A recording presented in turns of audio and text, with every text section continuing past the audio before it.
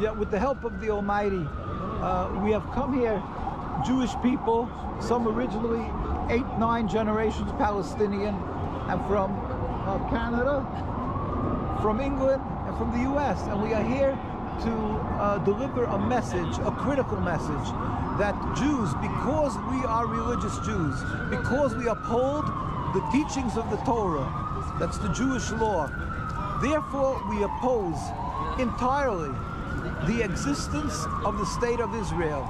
That is an occupation, the Nakba, and the endless river of bloodshed that is created, that is caused by this occupation.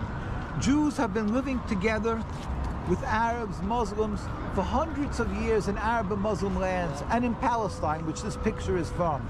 We've constantly lived together, even though we have a different religion. It was never an impediment of coexistence.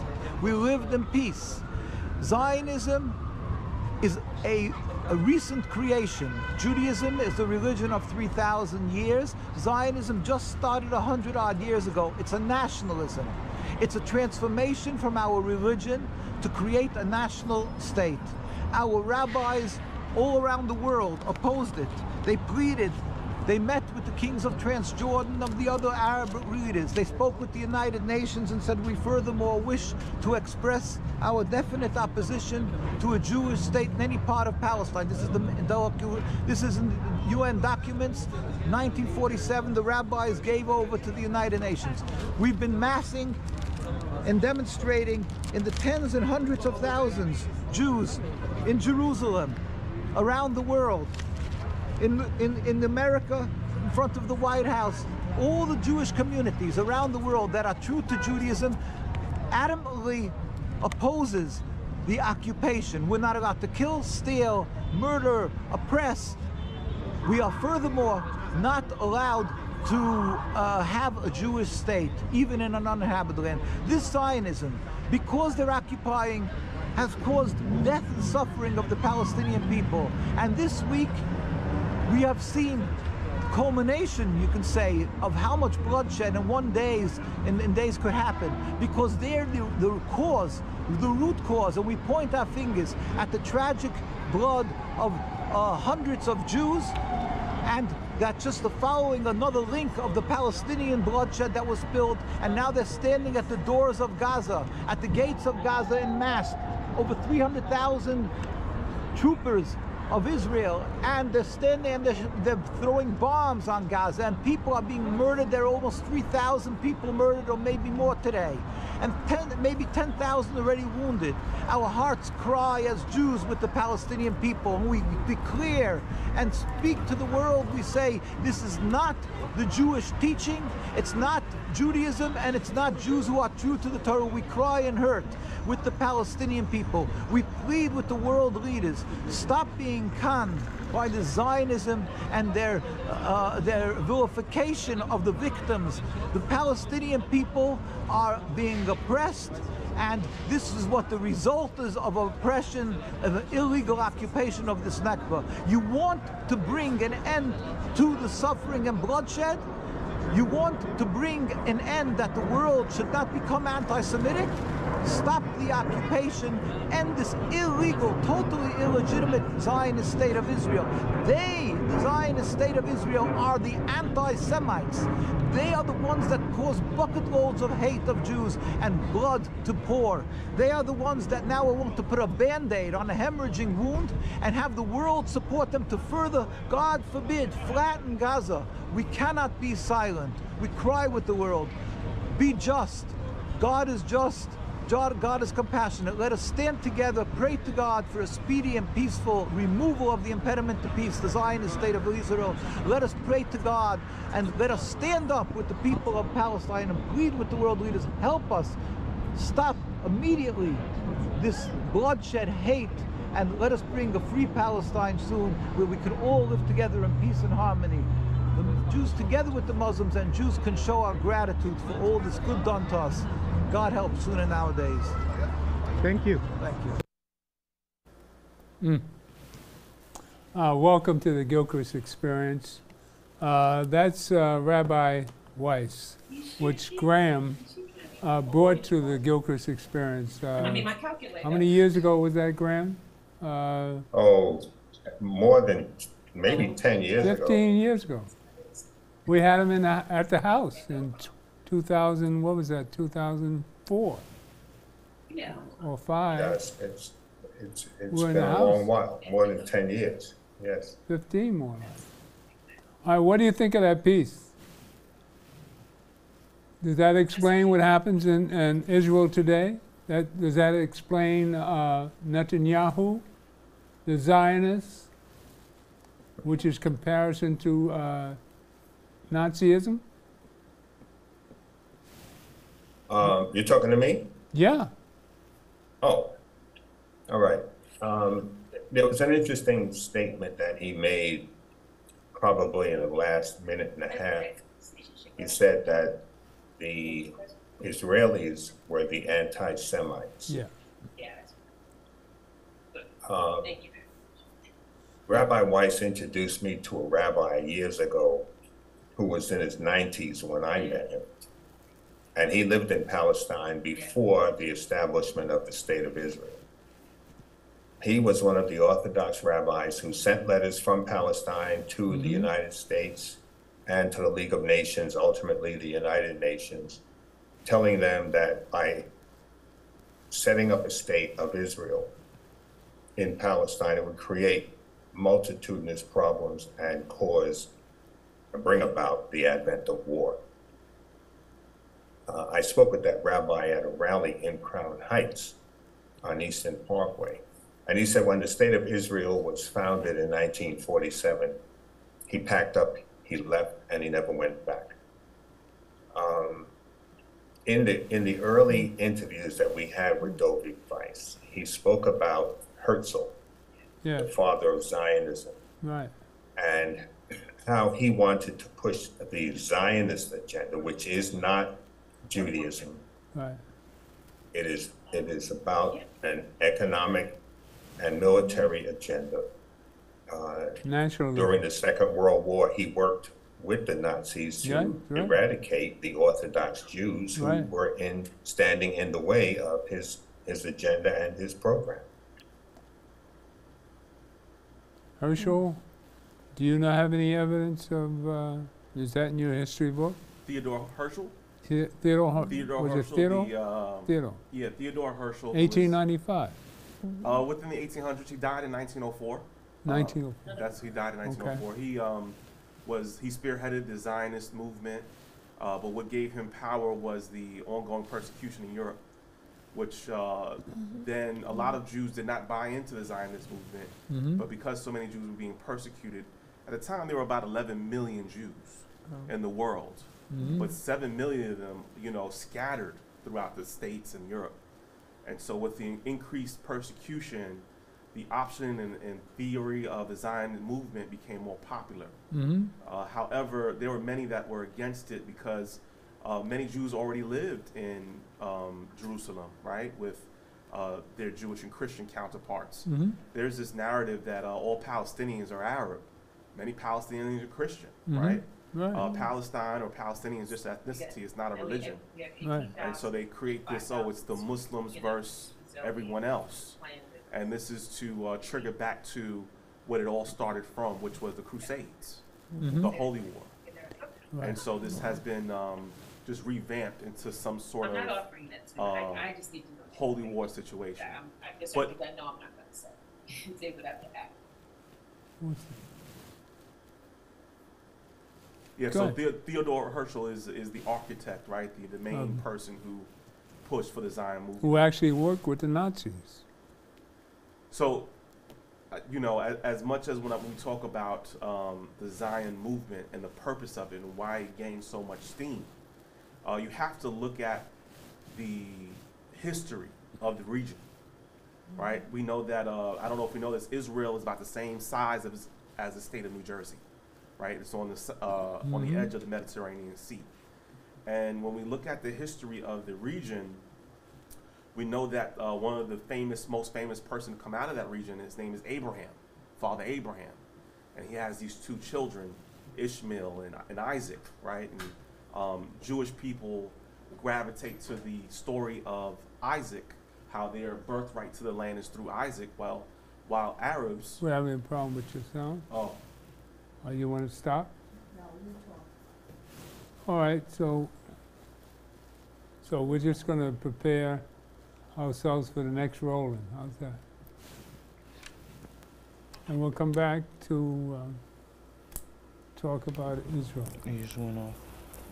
All right. You got that now? Yeah, okay. I don't know what I said or didn't say. You didn't hear anything I said? we hear, we didn't hear.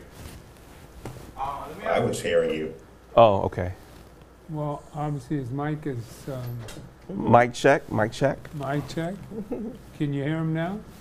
That's why you always check the mics before you give it to the people. Well, we got a new person here. We'll blame it on him. We got a rookie in the house. Oh, no. All right, what we were talking about was, Should I continue on my point or should well, I we want to pause? Pause. explain Okay. To our American people who are unfamiliar with all this, like such as Sharon Salam. Mother You know, Salam. you on Yes, Mother Salam. mother of you? She's a Halamite. Now, what we know about Jewish people is something completely different. Oh, yeah. We never realized that Israel is run by. We know what what's his name, Netanyahu is about. He's the Trump of Israel, and we know that that's the Hitler of Israel.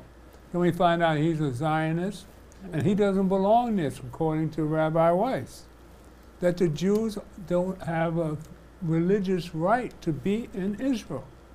These are what other Jews. So I mean, like there Rabbi are people that Weiss won't is fight you telling. on that. You know, like I understand that's your perspective, and not that your perspective is mine or not, but I'm talking about what the man's talking about. yeah. I mean, so when we look at the history of Is the there region, an argument about that? of course, there's huge arguments Big about it. one. There's not one side. There's books and volumes Well, we of books tell on the it. truth here at the Gilchrist Experience. Also, we had not told the history. We had not told the history of the we region. always tell the truth Huh? here. So That's yeah. why That's a I put separate Rabbi. show. No, Weiss I'm not on. saying Rabbi's know perspective there's isn't a great perspective, isn't a perspective of Yeah. many people, but there are people within his own diocese that disagree with that perspective. And so the reality of it Well, we is got that, a fight here. huh? See, we got an argument right here.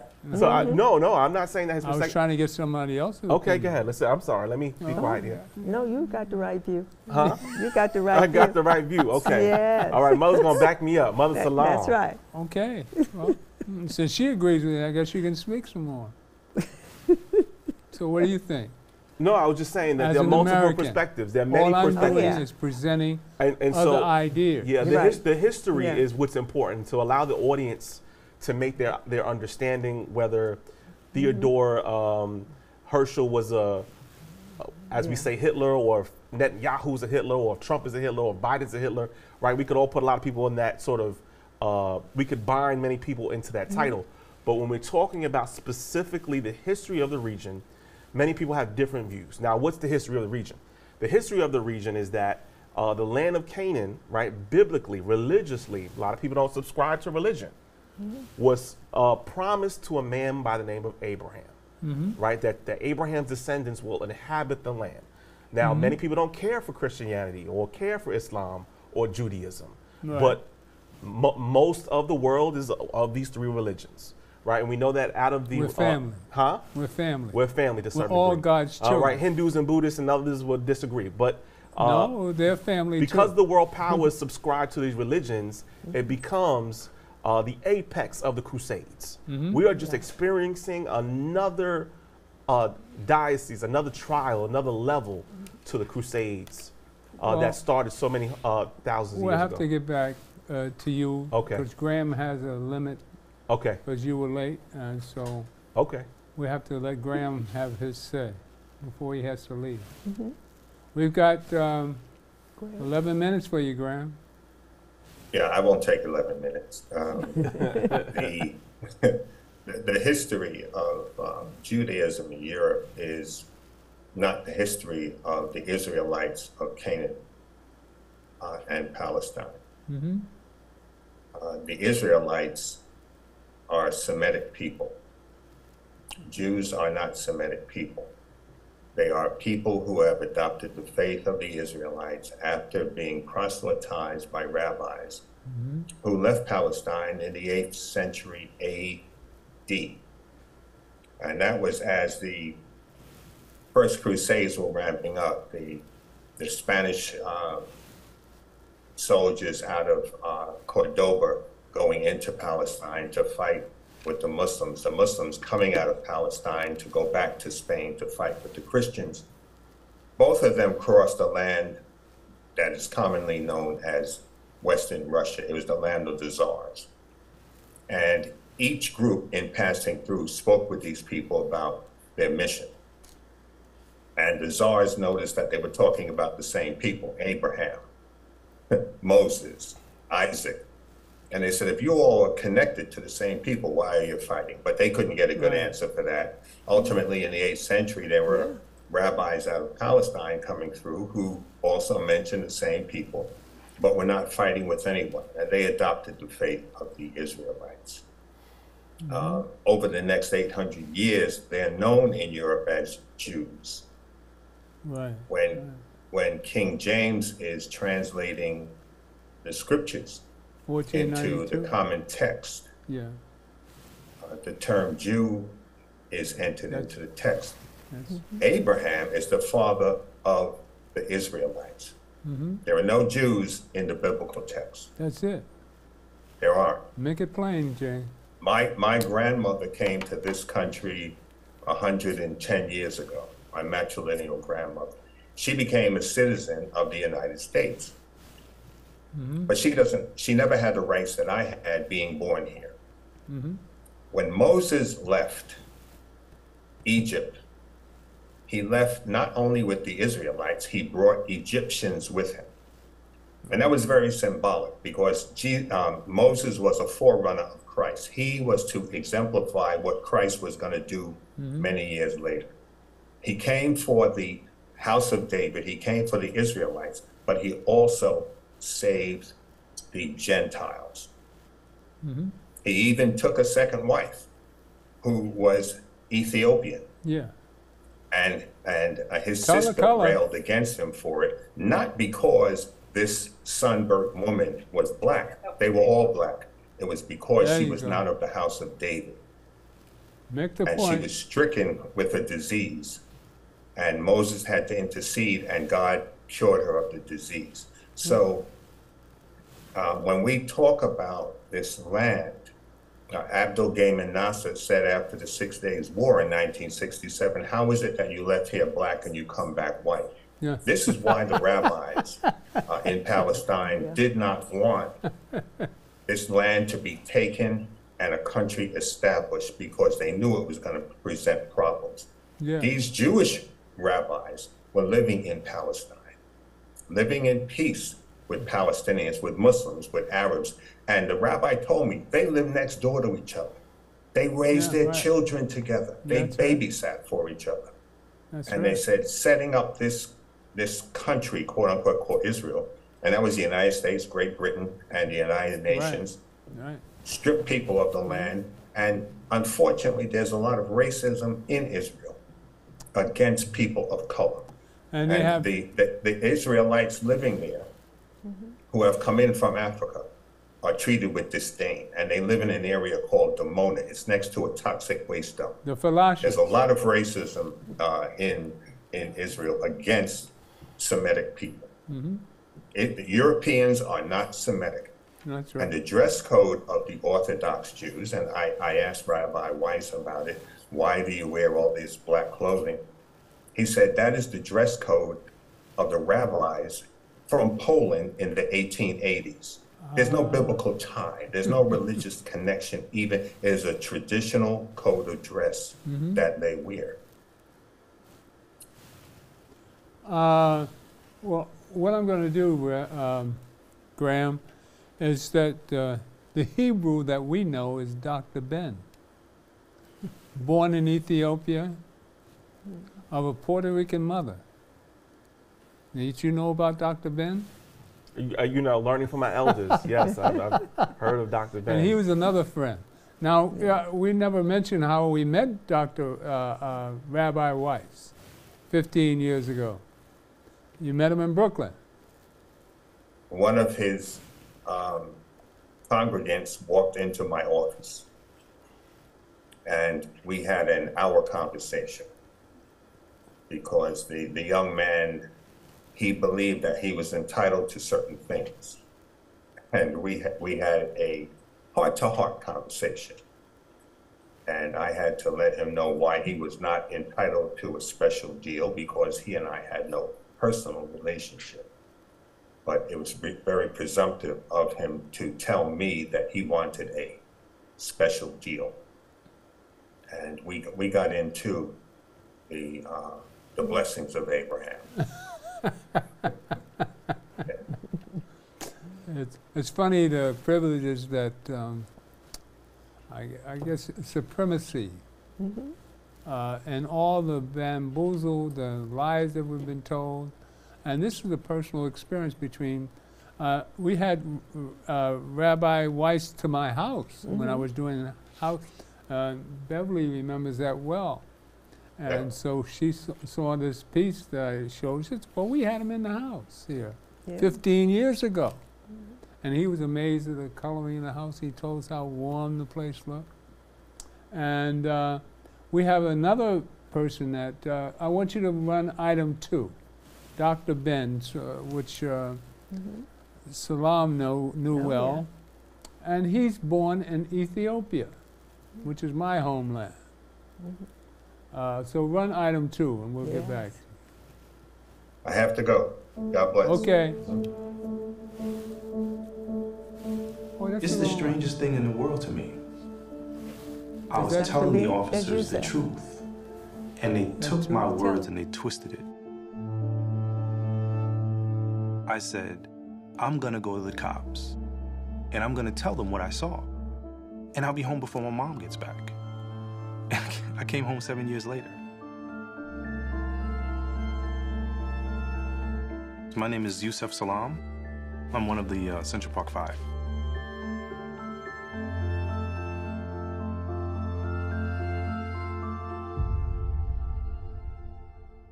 We were in the park, and there was a lot of things that people were doing, a lot of mischief making, people throwing rocks at cars, you know, harassing people. The things that I saw that night should have given me an indication to leave. The next day, I was told that police officers were looking for me. And they kept asking me, okay, tell us about the jogger. I'm like, I don't know what you're talking about. And then it began, okay, tell us your story all over again.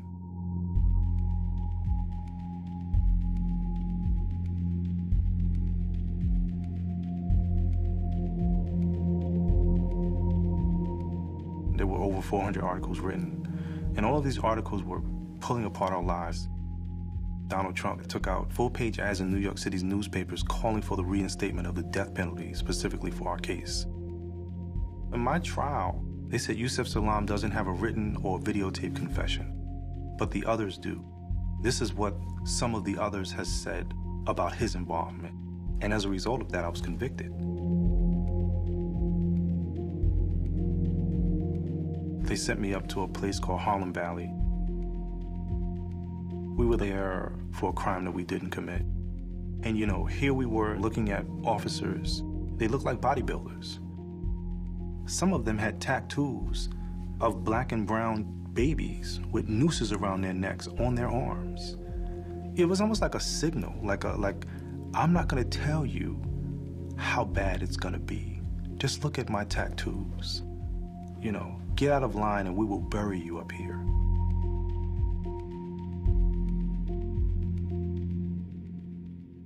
When I came home from prison, I was branded a rapist. For years, I would be walking around in this fog and, you know, just trying to put one foot in front of the other and figure life out again. And then 13 years later, the truth comes out in the most amazing way. When the police found out about Matias Reyes's story, about the facts that he told them, They knew beyond a shadow of a doubt that he raped the Central Park jogger. And when they finally said that they were dropping the charges, it was the happiest day of my life. Nelson Mandela said, being angry, being bitter is like drinking poison and expecting your enemy to die. It doesn't do anything to the person. It does everything to you. But I'm still haunted. Being free is free, like you're free from all of the things that held you back. I'm not free like that.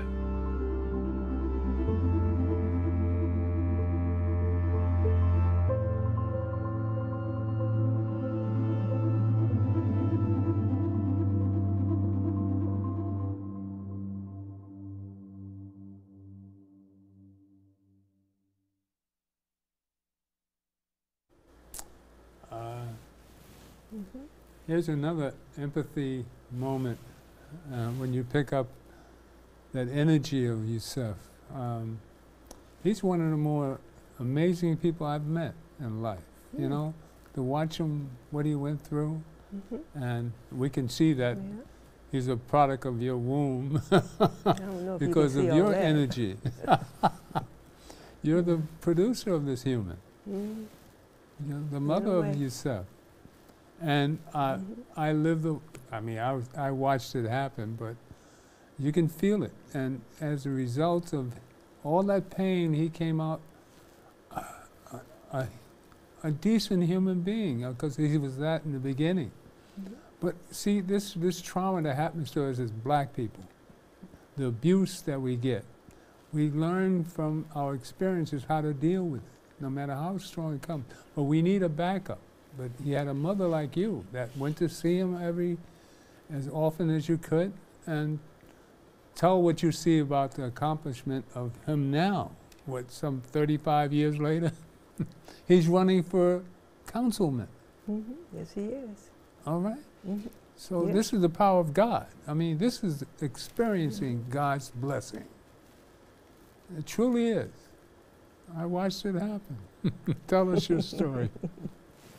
Well, it was a whole different kind of process. I wouldn't really wish that type of thing on anyone. Yeah, right. And right now, as a member of Justice for the Wrongfully Incarcerated, one of the things that Yusuf and people like Yusuf have brought to me is a realization that there are so many others. So many others who are behind bars today who may be innocent, who didn't get a fair trial. And then there are so many others who are walking our streets who have been freed because they served all of their time, and they too might be innocent, but they don't have a way to attain freedom from the wrongful conviction. It's an interesting process when you look at it, you know, because when I went to visit Yusuf, I saw so many people who were incarcerated. The majority of them were, you know, black and brown children, and these children facilities that they call juvenile facilities. And on most cases, when they call people juveniles, I realized after talking to people in the community and outside that it's like a slang word, and it prepares you to be willing to do anything to certain types of people that you wouldn't do to children. And it has you view them a certain way. They become animals, worthless, people who can be treated in any kind of humane way. And in that inhumanity, people say, well, it's really not enough. They deserve more of the inhumanity. It's like a place you wouldn't want to be. You know, I've walked down these streets here in New York. I've been cursed. I've been spit at. I've had Really? people cross the street. You know, it's like you're going through this hell. Many of the children at the time were assaulted in various schools that they were attending, and the same thing was happening to them. So you now fearful for the lives of the children who haven't been arrested. When this thing happened to Yusef, it was almost like you go out and you see these police coming and they're just picking up everybody. Everybody they can get their hands on.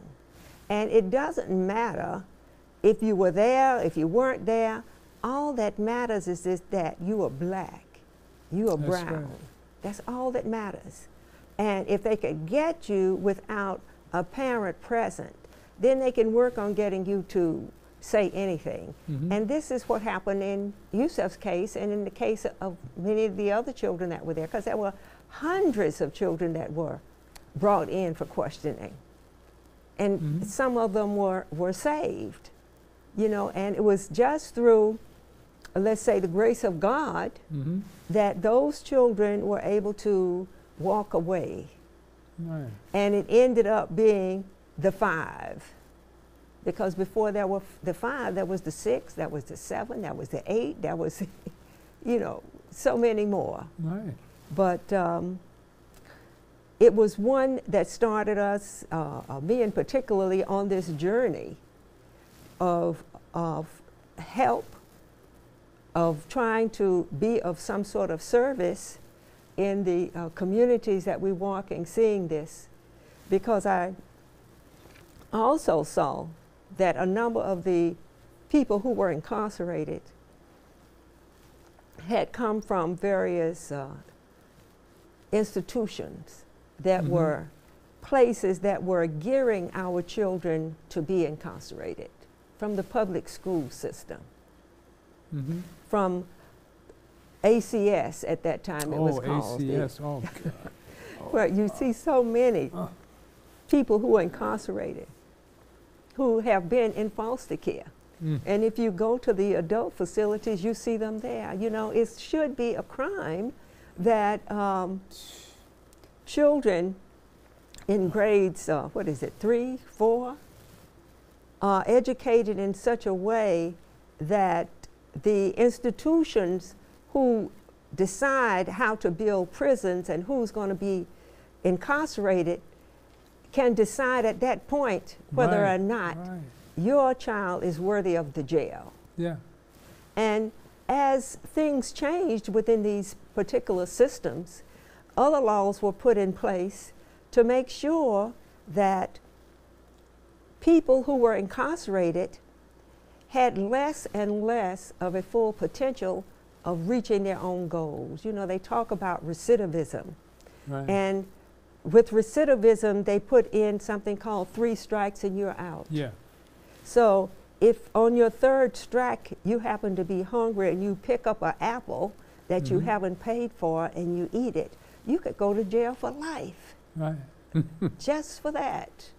And it's like a system that is making money off of certain types of things, because these things that they're making money on are human beings. Right.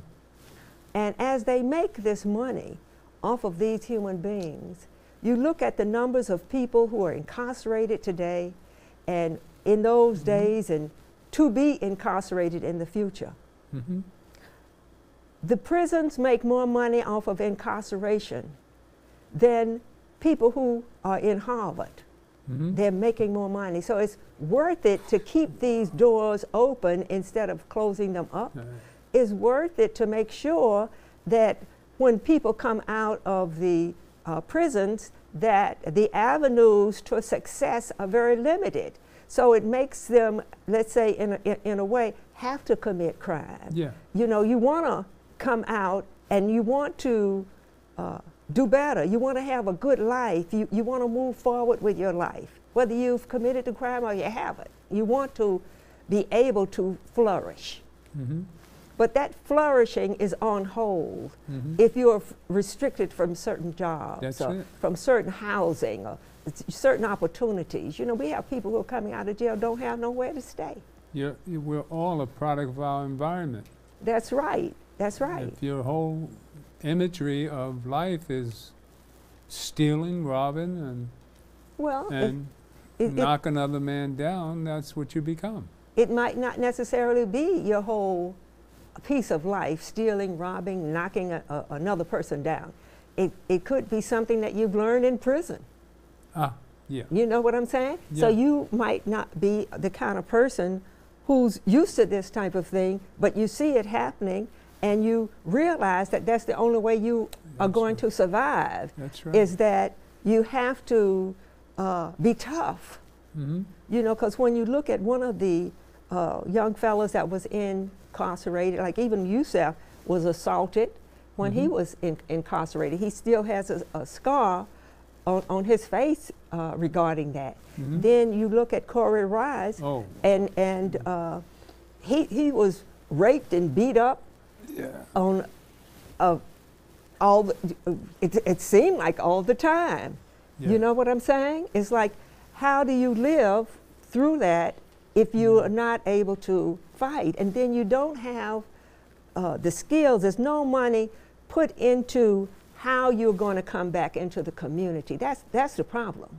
Right. There's no money that says, well, let me train this person to do this. Let me train them to do that. At one point, during this period, they had college in the schools. And then you say, well, a lot of these people who are coming out of prisons who are going through these colleges are not getting back in jail. So, hey, we need to cut this college program. Do you understand what I'm saying? We need to cut that so that we can keep these jails full. We need fresh blood for the jails. Right. And we start looking for fresh blood. What is it? How old are you all in the third grade? Let me see, 6, 7, 8. Right.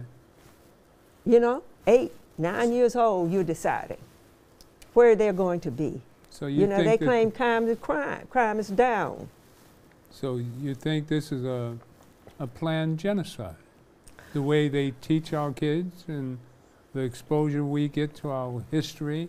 So it's up to us, the elders who have gone through these changes, to run for office, such as Yusef's doing. Now, I guess so. when he That gets could be in there part of next it. week, we're going to have a person in that's one of us, that's This been is what through the the people changes say. This and is know what they what say. to do, Well, let's how hope. to avoid this. But you Now, see, these part of that, teaching, now just what remember, how do you feel about part of that is that he has to have all those other people, a certain amount of those other people who are already there, to vote with him. That's right. He's not going to be able to do things on his own or Right. alone. Right. He'll need others. So then know. we have the sources of teaching people how they should vote. Now that's our major theme here, is to get all the youngsters out there, especially from National Action Network, and teach young people that they must vote, that it does count, no matter what you've been taught, or the delusions out here, the distractions, such as what we're seeing happen in Palestine, what we saw happen to us as a people. Now this is happening around the world. This is not our only, I mean, That's we have true. 400 years about. So those of us that survived this planned genocide by white supremacists have to teach to others how we got through it. I, as an 82-year-old, I only got through it through the blessings of God. That's the only way I'm still here. And I know that to be, God is real for me. And I think this is an expression of gratitude by teaching others that God is real. What say you, Minister? Oh, McHenry? I was That listening gives you to a half Mother an hour to Salam, preach. and as I was watching Yusef tell his testimony, I began to cry. Yeah, it gets you to know, you, doesn't it? don't I cry. began to shake a bit. Yeah. You know, there's many stories in the Bible that a lot of people don't believe because they're miraculous. But we are seeing in real time God work. Yeah. I don't know if you designed to name him Yusef or how that name came about when you decided to name him, But there's a man in the Bible by the name of Yusuf in the book of Genesis Is that who basically was sold into slavery at the age of 17 by his own brothers. And as he's sold into slavery, he's taken down to Egypt. And he's basically serving in the house, and he's accused of rape, working in his master's house. He becomes the head slave of the house. And the story goes that Potiphar, his master's wife, said that he was of good countenance, that he was a good-looking man. And she came on to him, and that he ran. But the story that she told was that, you know, that she was raped. Some stories go that Potiphar was a eunuch and that the wife had needs. But whatever came to be, the lie was out there, and he was put in prison to death. And at the age of 20, he was rotting in a prison. And just when you think that it's all over, for about 10 more years, he's trying to figure out how to get out of death. And his gift made way for him to get out. And it's a story that's is miraculous because many around him died. Many around him were in the same situation.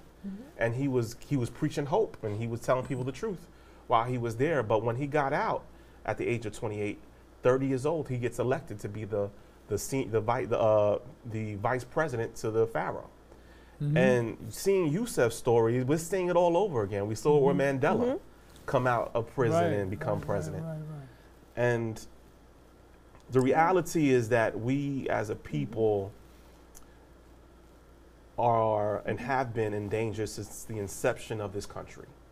We came here in shackles. We fought through prayer. We fought on our knees by praying. We fought on our feet by running. So many people have come in line, from Frederick Douglass, Harriet Tubman, so many names, so many ministers to get us to where we are today. But the reality is we are experiencing slavery in so many ways through the zip code that we grow up into, and to the point where the zip code that we grow up in conditions us to then, for the majority of us, to go to prison. And so how do we fight this current day slavery of our people? You know, she was talking about the schools to prison pipeline. And that's and a lot of people don't believe in that theory, right? A lot of people are saying, well, how does this, but the moment that you continue to take resources out of one district to put resources into another so their kids could flourish, it's a modern day slavery. So the kids on the street don't have after school programs. Why? Because there's no money to pour in for them to have an after school program. And so what do? They get into situations that are not ideal. They're hungry. They're naked on the street. They're homeless. So, and then within this system, how do we as a people get together and say, let us do the work of the Lord? It's not just that slavery happened to us, and then the black codes, and then Jim Crow, and then the crack epidemic and mass incarceration. Right now, we're dealing with a genocide right here. We could look towards the Middle East, and there's all kinds of aids happening to the Ukraine. But there's been no one to come to our aid. Black bodies are still rolling around in the streets of America, and no one cares. No one cares that there has been a Holocaust of the Middle Passage in this country to get all of the black bodies out of Africa into what we know now as the Americas and the Caribbean. We talk about all the time the occupation of Palestine, right? But before they thought about putting Jews into Palestine, which is current day Israel, they thought about creating Israel out of Uganda. That's right. Which is a story that no one talks about. Why? Because who we are is, and what we are to them is a human resource. But isn't it true that the closer you get to God, the busier the devil gets? So the reality is that we cannot fathom the way God minds, right? The way that God works. Is that not true? It's not necessarily a fact, no. But it's so a lot of times. I find that so. Huh? Through my experience, I find that to be the fact. Well, you know, some people say they're blessed, and because they live in their mansion, they're touched by God. I'm not. I'm saying I everybody remember has a the- different theory now, but my experience is that when you come up in poverty, Yeah. and that when you come up of a people that have been constantly oppressed, just almost like mirroring the people of the Bible, you will find experiences of where God will come out and talk to you and will walk with you in ways that those that have will not experience that. Right? Jesus says it's harder for a rich man to enter into the kingdom of heaven than a poor man because of all of the choices and all of the temptations around him, the lack of needing to cry out to God daily. But that applies to all humans, not just your color. You have to judge a person by the content of their character, not by the color of their skin. So we that know. comes So we with- know that oppression in the Americas and throughout the world come in many shapes. But the reality is, the darker you are, the more likely and probable that you will end up in prison, that you will not be given opportunity, that you will be naked and hungry and homeless. We know this. Is it that all of us who are a particular color experience that? No, we know they've always taken tokens out of our community and say, no, if they made it, but it's all by the system of design. Living here in New York, there's so many buildings, but not one black person owns one of these skyscrapers. So we don't own anything. So, you know, That's the 'cause we- reality of it is, That's because we don't think of ourselves as people. it's been because we've been conditioned. And the information Well, you have to own uncondition and the yourself. process, how can you uncondition yourself? You think when the differently. bank itself, When you who- understand the truth. You're talking out of a place of where you don't own anything, because last time I checked, you don't own a building in New York City, you yourself. But if you want to go and try to own one, the probability of you doing that is minimal. Why? Because banks run everything. You go and ask the bank for a loan to go own a building, see what kind of answer you get. So it's not just about, So how do you- I need to be how do you conditioned. see us changing that? If you know the road plan to getting a building, they're gatekeepers. How do you get around those gatekeepers? Part of it is voting people in Part to of create it- policy. That's Part the of most, it. That's part the of it. most important Part part. of it. It's the only tool we have, but it's not going to remedy everything and all of it. We Isn't need- that the most important part of it? It's You go to National no, Action it's not. Network It's just not. like I do. It's about wealth No. and it's about power. Having how power do you and get wealth position is and only power? part of the fight. And you How do you get also wealth have and to power? you also have to realize that this country was built on free labor. Right. It wasn't built so that everyone could work. No matter whether you had a PhD or whatever kind of education or trade you have, everybody cannot work because they don't have the type of job availability for everybody. It's a lie they tell So us. now what is it do you do with those excess people? You have to put them someplace. And most of the places they put them is in places where they can get free labor. The prisons give you free labor. A lot of companies have Victoria's Secret. taken work and put it in prisons so that they have a labor base that they're not really responsible for. And you can have worked for one of those companies for 10 years, 5 years, it doesn't matter.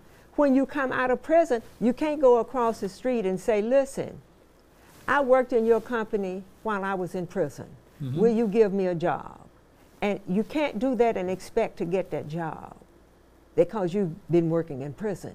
If you get sick in prison and you're unable to work, they have so many others who are eager to have something to do because of the nature of the prison and how they house these people so that they can fill those jobs. And you don't get a pension when you get out of there.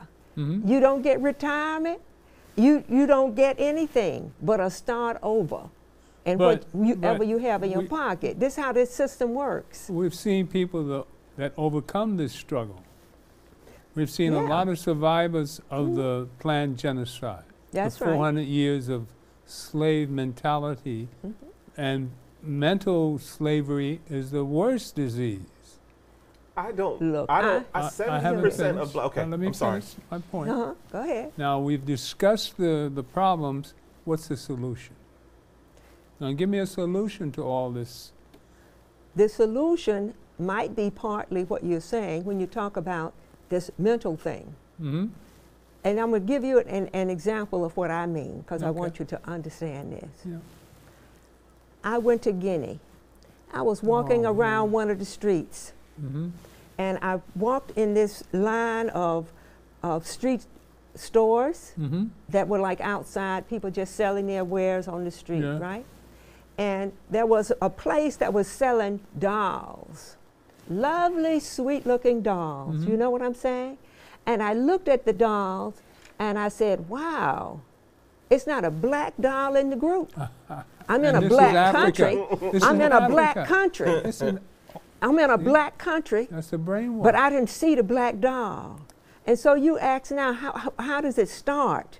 It starts in a subliminal way Mhm. that cannot be touched on, because it's starting when you hand your infant that white doll. The You whole know, thing- it's like a whole type of thing. whole- There was a time when color didn't matter. No matter what color you was, you know, there was respect for black, there was respect for whatever you was. the 60s But in that New York. was, no, that was long before the Hundreds of years 60s, ago. hundreds of Hundreds years and ago. hundreds. Oh, Yeah, that Yeah. was Oh, when you're talking about- Socrates was going over to Africa Okay. to find out how to read and write. okay. You know, and the rest of those people, and they talk about how they were educated. That Mm-hmm. was respect for people. That was respect for people when the Moors went into Spain. That's right. That was respect 700 for people. 700 And many of AD. those people had to be taught their worthlessness. Mm-hmm. That's one of the reasons why they divided people up and put them on different ships. The wife was on one ship, the children was on another ship, and the husband was on another. You had to break that chain of who they were That's right. to break them down to get to a generation that would believe what it is they were trying to sell you, That's right. that you were worthless. And this is part of the stuff they're trying to teach us today. That's why they're trying to dumb down education, Yeah. dumb down your story. Yeah. You know, it's like, where do we move? How do we go up from here? We, Yeah. How do we go in on? our workings, yes, we have to teach our own story. That's it. And really, I hate to say That's this, it. because in a way, when I say this, a lot of people seem to think it's kind of racist, but we have to be like the Jews. We have to start teaching our own stuff and not relying on others.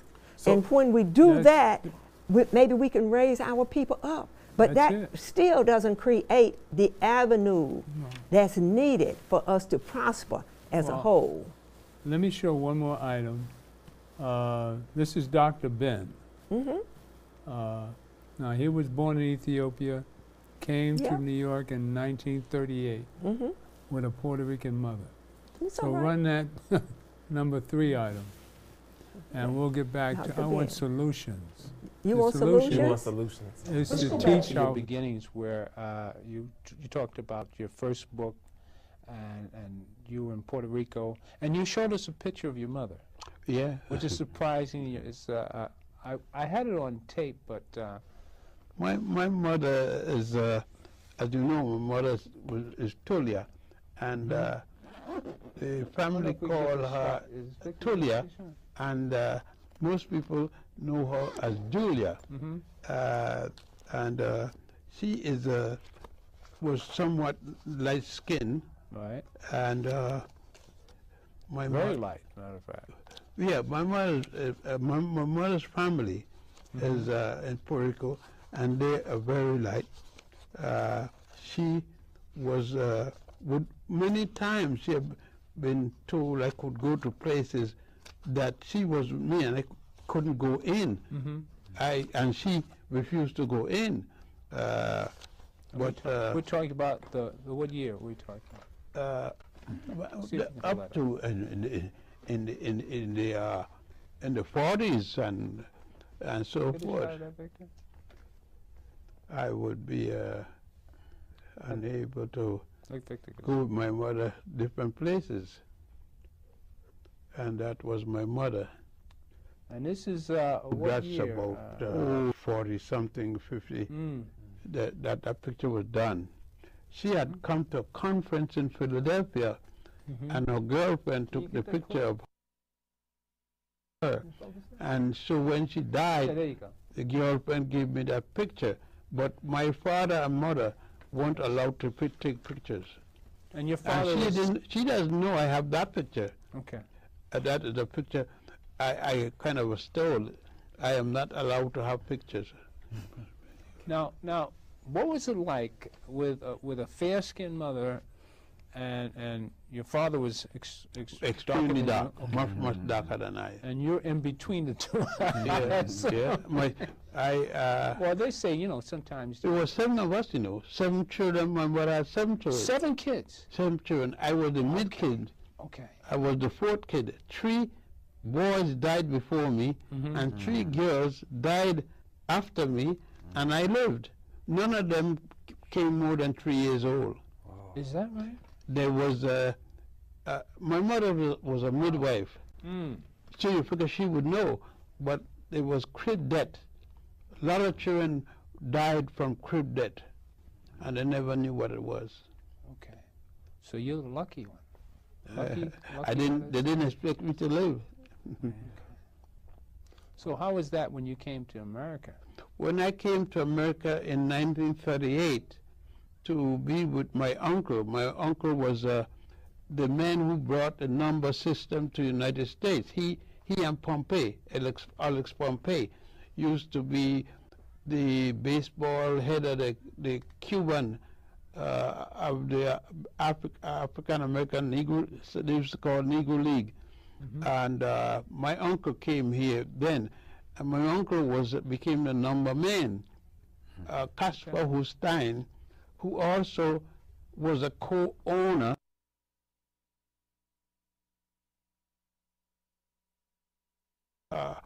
the restaurant there, and for years he was a big number man in Harlem. He built the first house built by an African American and Convent Avenue near 142nd Street. Oh, beautiful. Yeah, I didn't know what that's by. I got a minute left on my time clock. You got a minute left? Yes. And we got more than a minute that we can say. No, I just want to throw that in there and say you can't judge a book by its cover. No, you can't. You never know. All right, this has been the Gilchrist Experience, and the God in me loves the God in you. And stay tuned for more black entertainment. Everybody in the Bible was black. Blacks, hey, we rule the world. Yeah. Most of the centuries that exist. And we have our own history to learn, so we become producers, owners of your spirit is what you got to own, and just keep the God within, right, Minister? The God within me loves the God in you. Amen. Loves the God in Mother Salam here. Yeah. So it Yes, is sir. with all humans. Yes, we're all human. That's right. It's one.